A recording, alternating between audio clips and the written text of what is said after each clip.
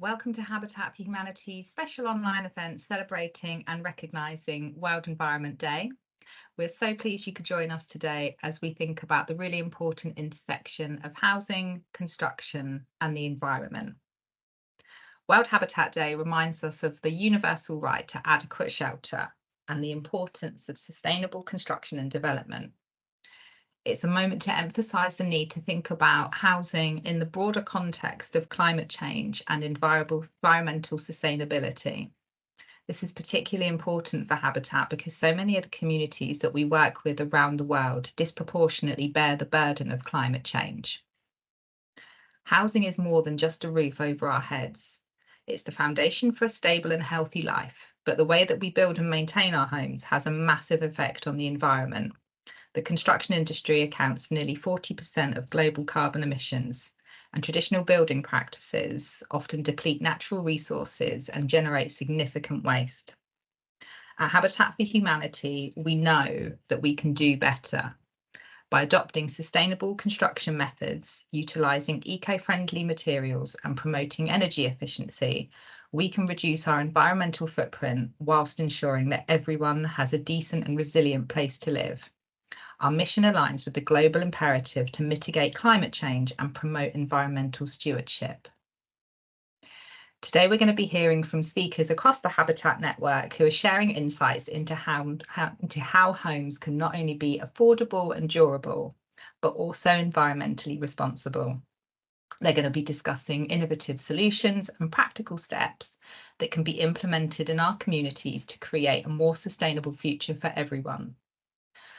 When it comes to the environment, it's really important to remember that every small step counts and everything that everyone does makes a difference.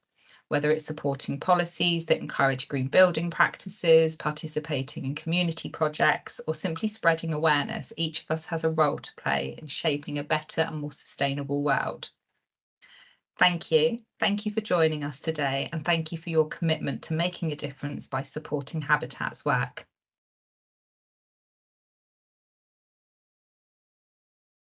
In a country with a complex landscape of land and housing, Habitat for Humanity International Nepal stands as a beacon of hope. Established in 1997, Habitat Nepal has partnered with over 200,000 families building strength, stability, and self-reliance through shelter. Habitat Nepal's country strategy for 2024 to 2027 is a visionary roadmap towards sustainable, inclusive, and resilient housing for Nepal.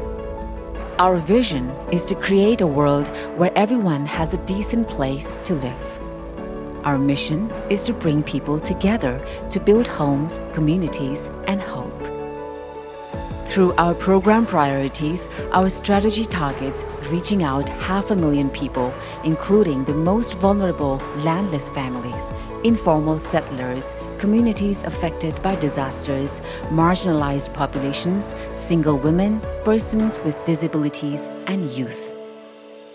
We focus on key geographical locations, collaborating with governments, local organizations, and communities to ensure that our target population has access to housing and land rights, subsequently leading to household and community resilience.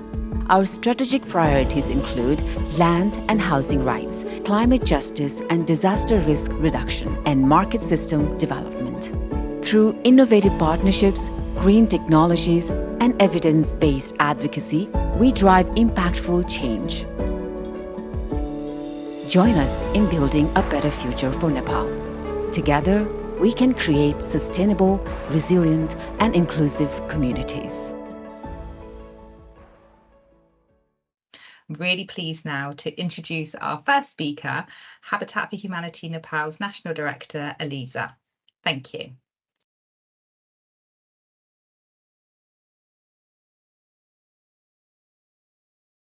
Thank you very much, Gemma, for this invitation. I'm very happy to be part of this discussion today as we talk about how we as an organization continue to contribute to the environment, to the health of the environment. And I think it is especially important given that we as Habitat continue to be engaged in the construction industry, which is also one of the most polluting industries in Nepal and elsewhere. And I think this discussion is very timely as we go on to share how habitat continues to contribute towards communities, but also towards health of the planet. So just to start with, Gemma, allow me to talk about what is the housing need in Nepal. If you look into Nepal's constitution, housing has been recognized as a fundamental human right and a precondition towards good health, economic, social well-being, and dignity. And having said that, the housing situation in Nepal still remains far from adequate.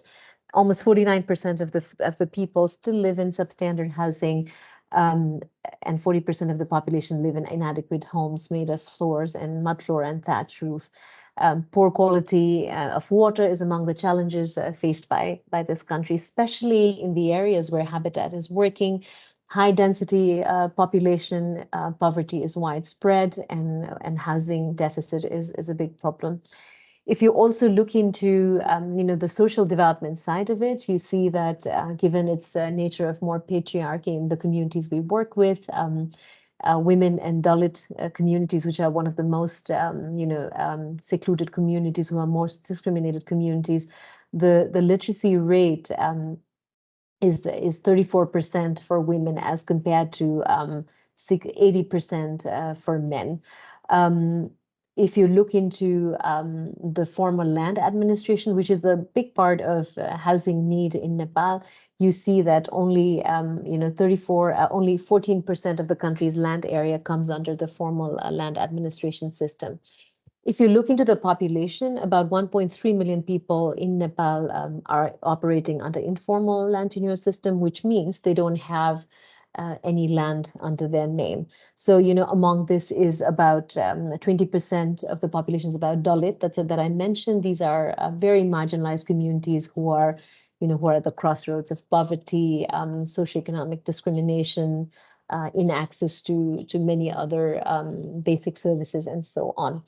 And among all this, the women are always at the center of underdevelopment. They are the ones who carry the burden of household work, who carry the burden of, development, who carry the burden of care work, who most probably contribute a larger section to economy, but it's not really come under recognition.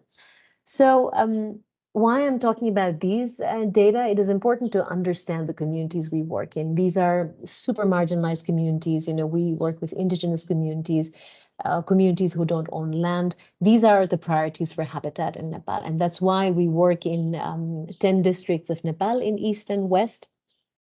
And these are also the areas that have highly vulnerable geography. For instance, given Nepal's topography, we're already highly vulnerable to climate-induced disasters. And if you see, we're ranked 10th on the global climate risk index due to our fragile topography.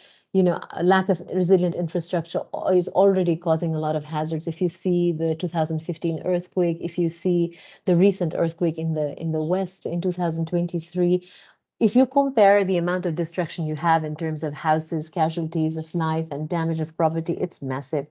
And, if you look into the total population, almost 80% of Nepal's population is actually at risk from natural and climate-induced disaster. Rising temperature, inconsistent weather patterns, intense rainfall, everything that accelerates natural disasters is there. So when we talk about this, we have to really talk about construction, because in many of these disasters, there have been massive destruction of houses. For instance, a recent earthquake in January 2023 in the west of Nepal destroyed about 5,000 houses, damaged about 11,000 houses. So fully destruction and partially destroyed houses. These are, basically traditional stone masonry houses that's built traditionally. And even when you do reconstruction, it's always about, can we do it fast? Can we, have provisions for communities to live there faster? So it's even more important that when we're talking about disaster and climate implication that's going to increase, it's more than ever important to talk about how do you create resilient structures, right? So for Habitat, it's really an opportunity and necessity for ourselves to build our reputation and brand as an institution that actually takes into consideration of our work from response to recovery. Also because, from our approaches like Pathway to Permanence, where we're saying that it's not just about building, homes or building new construction infrastructure, but it's also building in a way which gives stability to the community. We're also talking about communities that cannot always keep on building. Having home once in their life is already a great thing for them. So we also want to create structures that are, resilient. So in Nepal, what we have done is, as a part of, recognizing that community is at the center of our work, but we need to contribute immensely as a part of our building to the planet. We're actually employing technologies like cement bamboo frame technology and compressed stabilized earth blocks. So you might have heard of them. Basically, brick kilns have been the traditional source of construction for southern Nepal in Tarai and Kathmandu in general. And these are also hugely polluting, right? So a lot of concerns around health and around natural resources as well. So what we are doing right now is we, through the support of Hilti Foundation, for instance, we have been for several years now working with treated bamboo. So what we do is we actually we use this technology that has been developed by Base Pahai Foundation. That is an organization founded by Hilti Foundation. They are constructed basically with specially treated bamboo and cement plaster that makes them highly disaster resilient and sustainable. So, bamboo has always been known as a poor man's material. People always build with bamboo, but it's not just building with bamboo. For low-income families, we are looking into new technologies which actually embrace treated bamboo, which is, termite resistant, which is far more resilient in the context where earthquake is more massive, or, there are floods every year. So we're also trying to say that, we build with this technology which emits lesser carbon because you're building with bamboo, and you also make it more sturdy for the community. We had an experience that at first it was really difficult for the local government who provide 50% subsidy to the homes that Habitat builds. For them and for community, it was like, no, we don't want to build with bamboo. I mean, let's build with concrete. You look more rich, you look more flourishing when you build with concrete, right?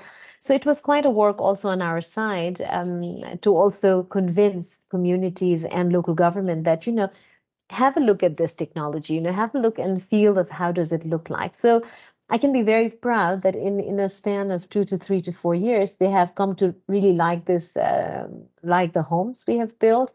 Hilti Foundation has generously supported our work on that. We continue to build in Eastern Tarai where bamboo is abundant. So we're now trying to also see what is the carbon offset. If I could safely say, our research says that it's about 2.5 tons of carbon offset that one houses do. So that's like half the size of an Asian elephant, maybe. That's what I'd like to say. But we're also trying to see, how can we, for instance, we cannot go on we cannot go on subsidizing technologies like this. You need to have private sector behind you who can actually support you with these technologies. So what we're trying to do is, in order to make construction material like bamboo more affordable, towards green, resilient, and inclusive economy of a country like Nepal, we're also trying to see how can you make private sector come in and, across the value chain of bamboo, bring them on board, make it more accessible, make it more affordable. So that's the kind of enterprise-based model we're trying to see.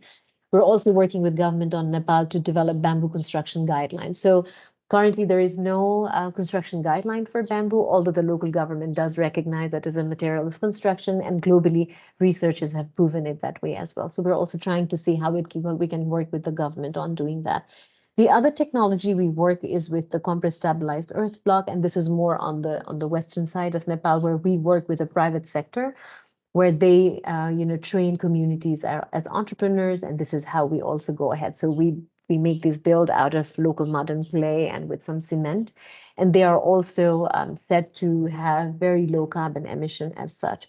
So for now, we have made about, let's say, about 500 houses made out of cement bamboo frame technologies and around 100 houses made out of CSEB.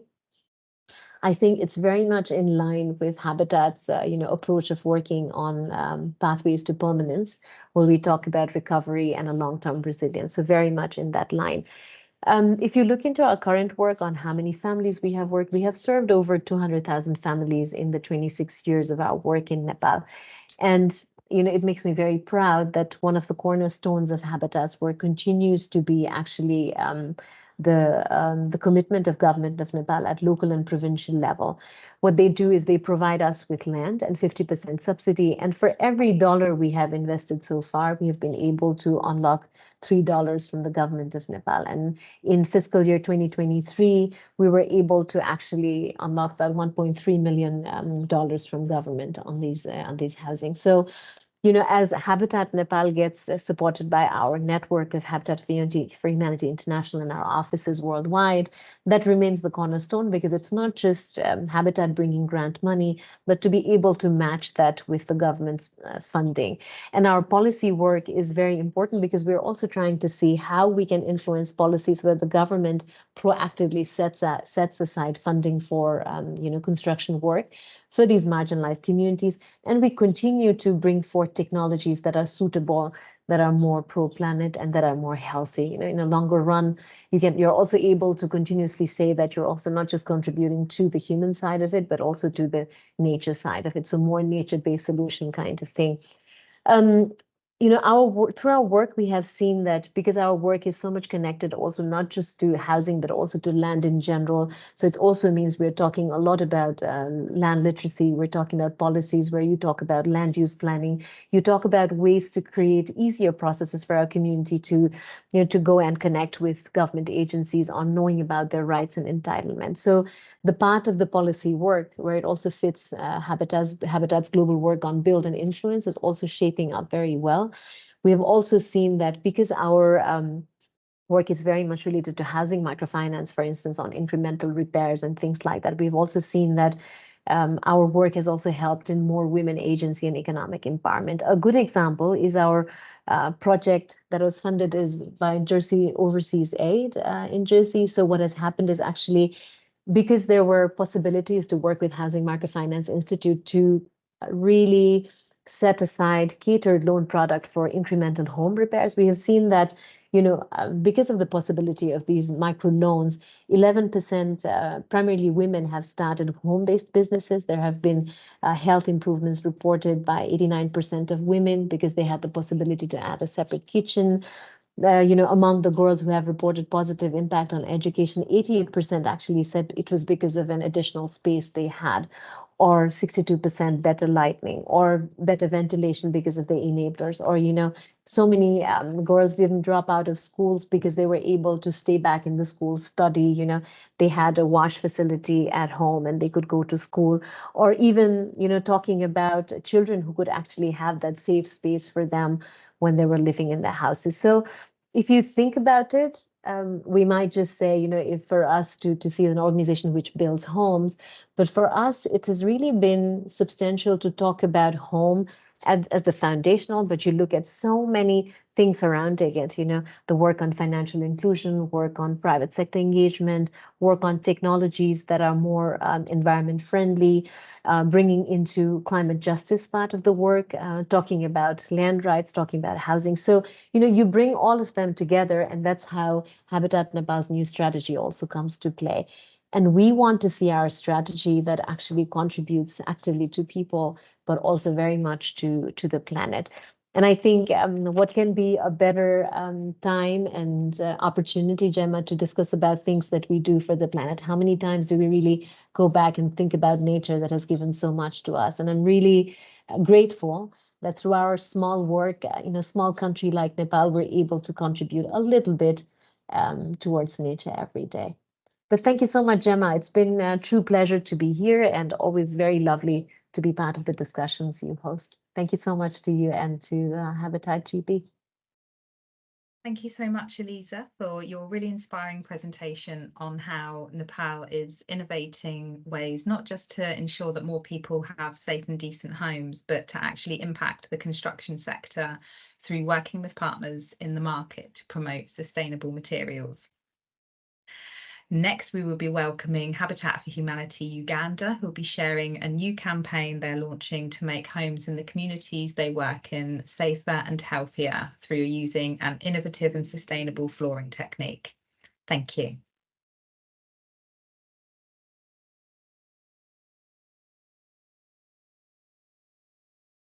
Thank you very much, Jima, for this opportunity to talk about the work that we are doing in Uganda. It may interest you to know that currently there are 15 million Ugandans who live in substandard houses, and 88% of these substandard homes in Uganda actually have dirt or mud floors. And as we all probably know, particularly from the public health perspective, these dirt floors are thriving grounds for diseases and parasites such as bacteria. And these have been known to cause a lot of illnesses, anemia, diarrhea, and in some particular regions within Uganda, jiggers. And this has had such a huge impact on the cognitive development of children, particularly in terms of malnutrition. So when we look at Uganda regionally, Busoga has the highest vulnerability to parasites and diseases as a result of dirt floors, partly because of the high levels of poverty within the region, and also the lack of accessibility to sustainable solutions that are reliable. Sorry.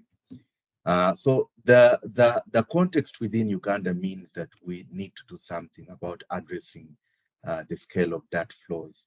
And in the context of environment, Uganda is also experiencing quite a high depletion of forest cover. Forests and trees are being cut down for use in terms of charcoal, and also for the housing construction sector for building purposes. So there's a huge challenge and there is a huge need which is not currently being addressed. And this is where the 10,000 Earth and Flow campaign comes from. This is really a campaign which is a partnership between Habitat for Humanity and Earth Enable. And looking at the significant problems that I highlighted, we cannot do this on our own or as individual organizations. So we are bringing together our expertise with the aim of replacing at least 10,000 mud floors in Busoga region with earthen solutions. And by so doing, we hope to contribute towards addressing the problem of dirt floors and the resultant impact on health and environment. So over to you, Gemma. And I'll ask Douglas to come in here. Yes, thank you, David. As Douglas from Earth Enable, I know many of you might be surprised and wondering what is an earth and flow. Most people have really never heard about this, but earth and flow is a really ancient flooring technique which involves building using natural materials. At Earth Enable, this is what we promote, and basically the process of generating or creating an earth and flow involves, first of all, excavating all the dirt or the mud which we find in a client's home. We excavate around a foot of that, and we compact laterite, or what we call marram in this part of the world, to make a sparm, what we call a subfloor. That is basically like the foundation of the floor, make it strong, and basically makes it much more variable and durable. After that, we spread a layer of clay and sand, which has been mixed into a paste, and that basically is what is used to make the floor smooth, but also it gives us a very nice finish. So we allow that to dry, and then on top of that, we add a layer of our proprietary varnish oil, which kind of seals and polymerizes the layer and makes it waterproof. So what you end up with is a strong, durable floor, which can last from up to 30 years with periodic maintenance. Earthen floors are very, very beneficial, above from using locally available materials, which means they are not only safe for the environment, but also safe for the human beings. In terms of comparison to other materials, they have 96% less carbon emissions, say, than using alternatives like cement.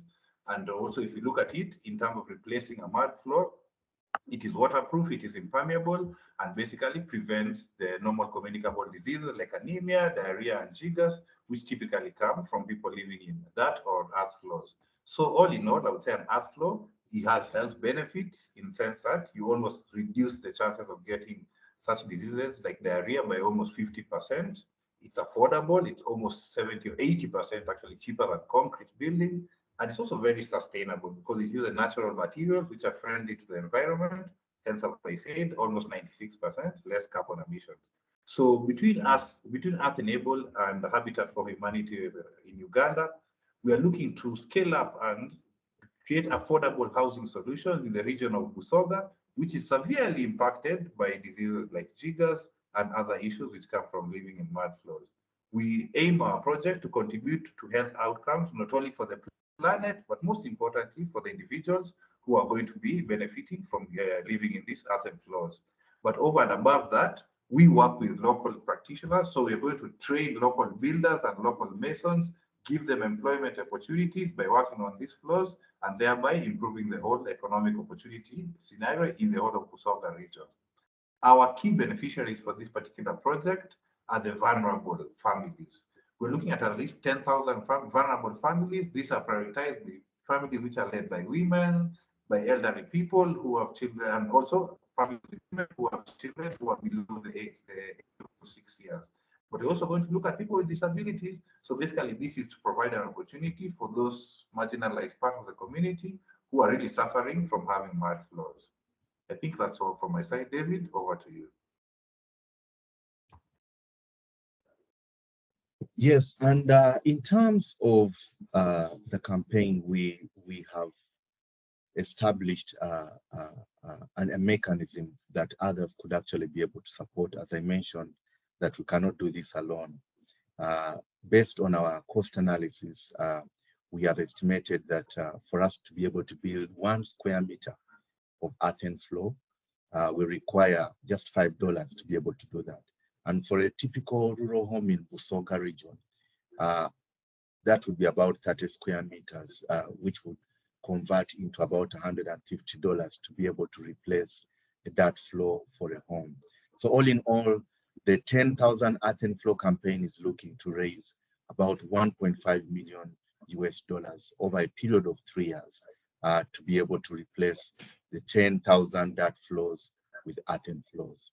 And that is really ways in which individuals, institutions could be able to support this cause to address the dire need for earthen floors or healthy floors in the Busoga region. And maybe just briefly in terms of how we intend to roll this out, we have basically 6 steps. One of it is to identify and select the families that we will be supporting, the vulnerable families.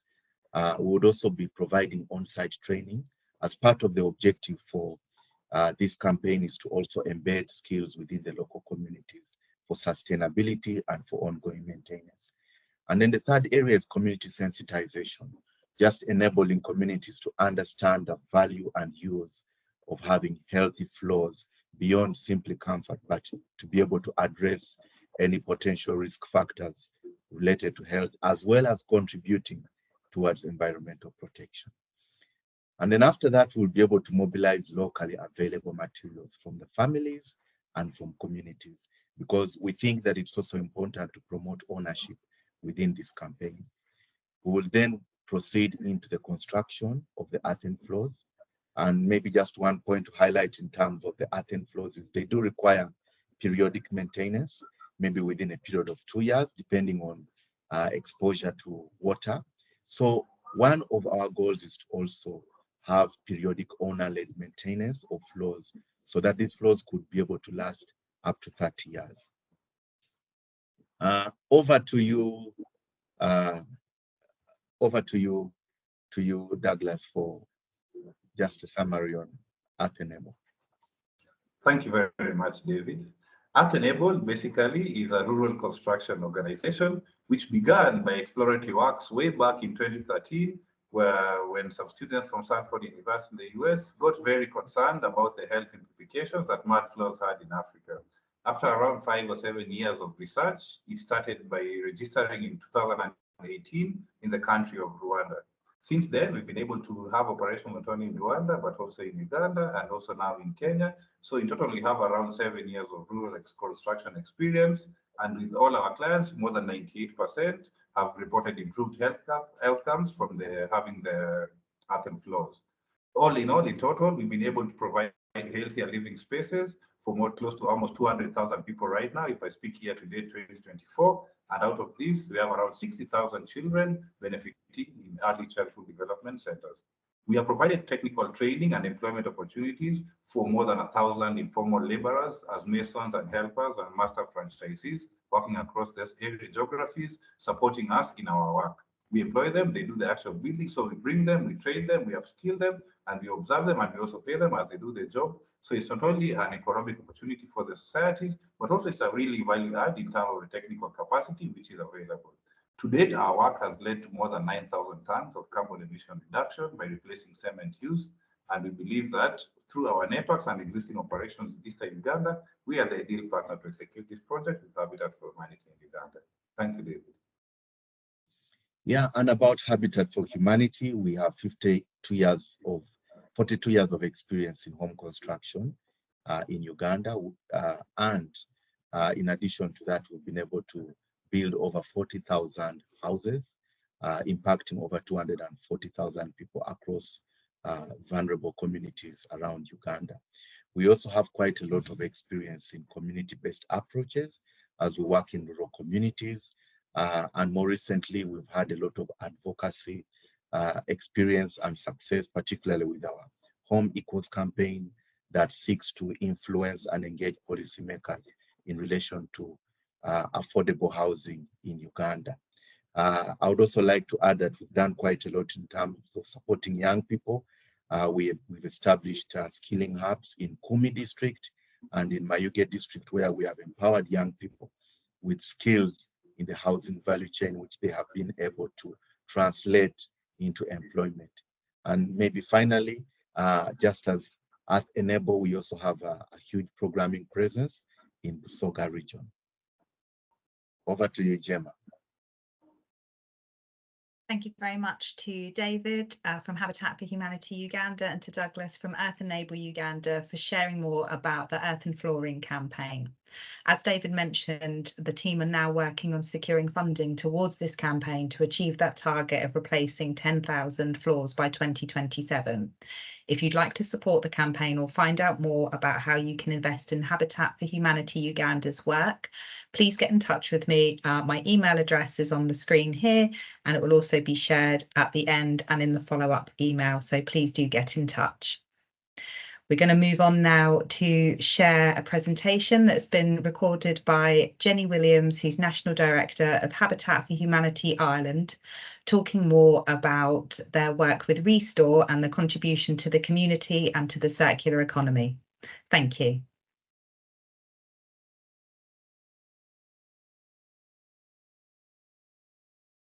Hello, my name's Jenny Williams and I have the privilege to lead Habitat for Humanity's work in Ireland. In a world where sustainability is a key theme in our everyday lives, we believe that working towards a circular economy is critical to a more sustainable world. Restore is Habitat for Humanity's social enterprise, building sustainable community through reuse and delivering integrated social, societal and environmental impact. Poverty and inequality, youth unemployment and persistently high reusable waste to landfill is the backdrop to Restore's launch and growth in Ireland. The current cost of living crisis highlights the need to continue to deliver a low-cost option for local people. Far too many families across the UK and Ireland can't afford the basics, so home maintenance is pushed way down the list. Restore is mission-driven and sustainable, directly tackling poverty and protecting the planet. It's also a great place to shop. Any day, in every Restore, families who need that low-cost option can be found alongside bargain hunters and environmental champions. That's vital in making sure there's no stigma in shopping at Restore. Why Restore?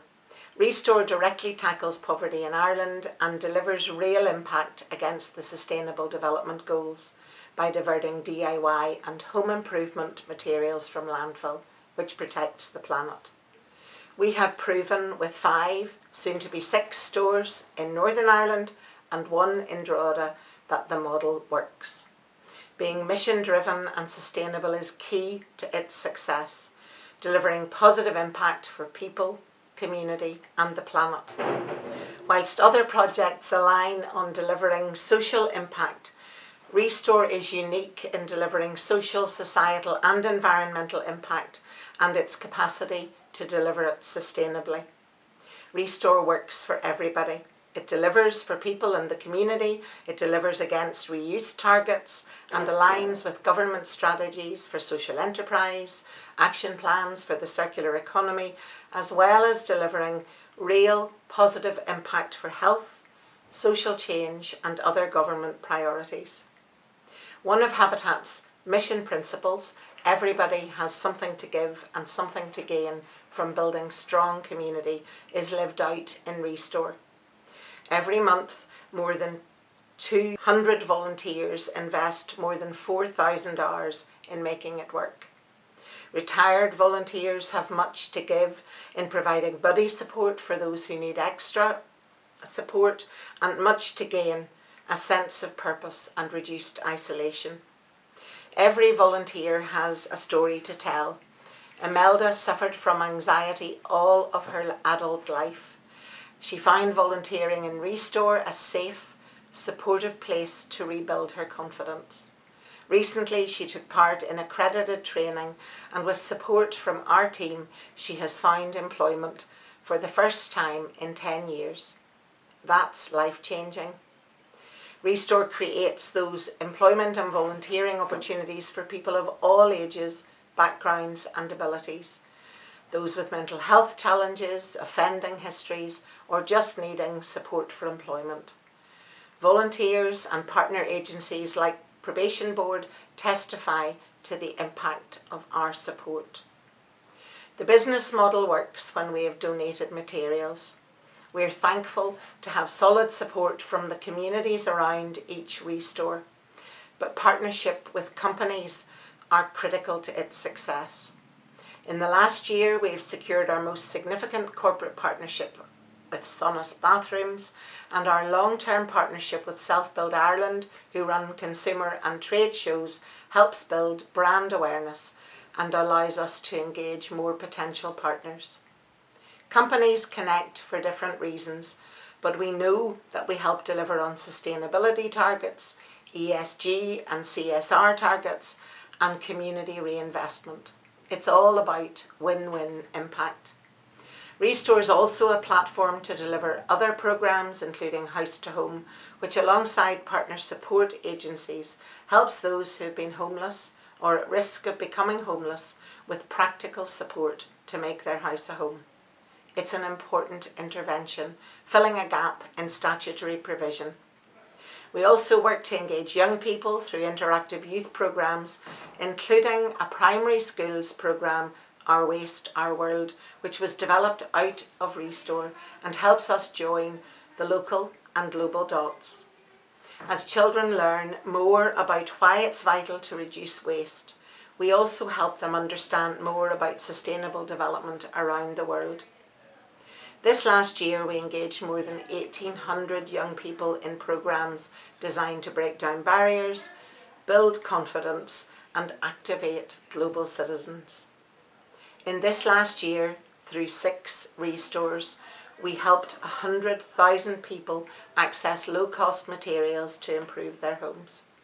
We supported 25 people into employment. We provided a new home for 250 kitchens through our Kitchen Rescue programme, and we diverted 2,000 tonnes of reusable material from landfill, protecting the environment.